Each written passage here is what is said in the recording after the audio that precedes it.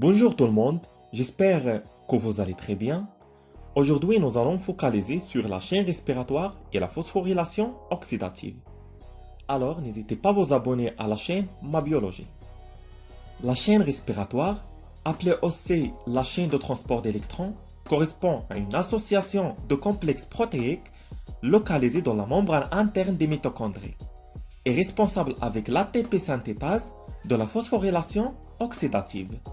Ce processus associe l'oxydation des composés réduits, le NADH, H+, et le FADH2, issus lors des différentes voies cataboliques de l'organisme, comme la glycolyse, comme le cycle de Krebs, vous pouvez voir des vidéos en détail ici concernant ces deux réactions, à la production d'ATP dans la mitochondrie.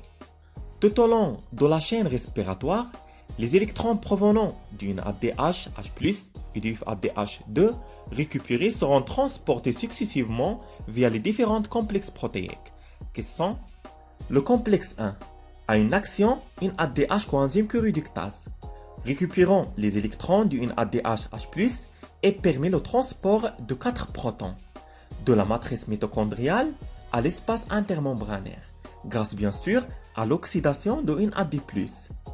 Le complexe 2 a une action succinate coenzyme Q réductase, récupérant les électrons du FADH2. Mais ce complexe ne contribue pas à l'explosion de protons de la matrice vers l'espace intermembranaire. Le complexe 3 a une action coenzyme Q cytochrome C réductase et permet le transport de 4 protons de la matrice mitochondriale vers l'espace intermembranaire.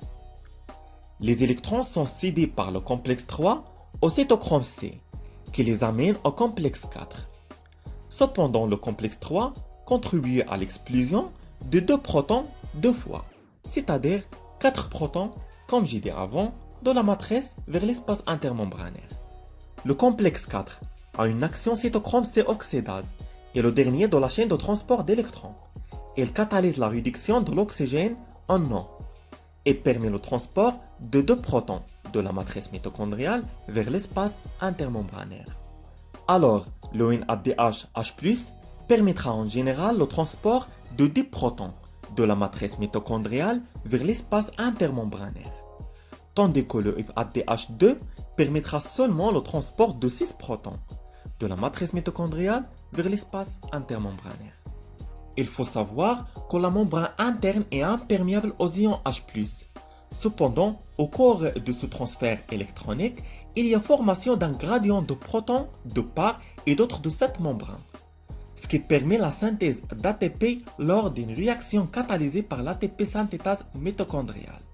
Le retour des protons de la matrice se produit au niveau de passage spécifique constitué par l'ATP synthétase, qui comporte deux complexes, F0 et F1. F0 est un canal transmembranaire qui laisse passer sélectivement les protons. Et F1 contient le site catalytique responsable de la synthèse de l'ATP à partir de l'ADP et de PE. A noter que 3 protons sont nécessaires à la synthèse d'un ATP. Si vous avez des questions, laissez-moi savoir. Merci, à très bientôt.